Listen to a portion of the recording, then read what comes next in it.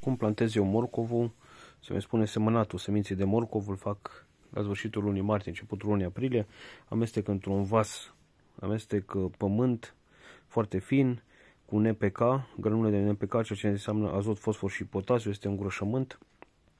Mai pun Trica Expert, care este un insecticid, combate buha semănatului, viermele de sârmă și crăbușul de mai și, bineînțeles, semințele de morcov. Și fac acest amestec cu pământul, cantitatea destul de măricică, eu știu, de 10-20 de ori mai mult decât sămânța de morcov, împreună cu acest concentrat, împreună cu trica și le pun pe rând, așa pe lungime, cum vedeți în poză, și atunci ar trebui să iasă mai rar. Morcovul să nu trebuiască să-l răresc atâta, să nu fie semințele una lângă alta. Asta este și scopul.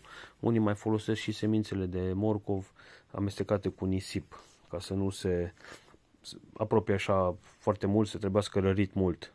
Ideea e să iasă la o distanță potrivită și vorbesc de culturi mari, unde ai rânduri lungi, o suprafață mare de morcov.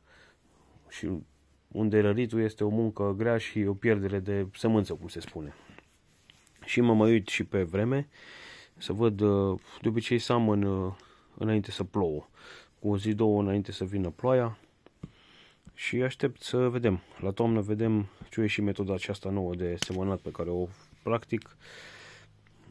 Pământ sau nisip împreună cu Trica Expert, insecticidul, cu NPK-ul și cu, bineînțeles, semințele de morcov.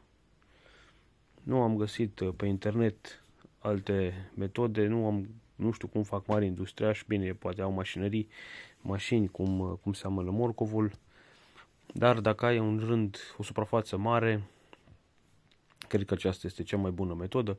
Mai poți să folosești și pământ din compost, iar amestecat cu semințe. Acest pământ din compost este un îngrășământ natural și atunci semințele ies mai la distanțe potrivită unele de altele.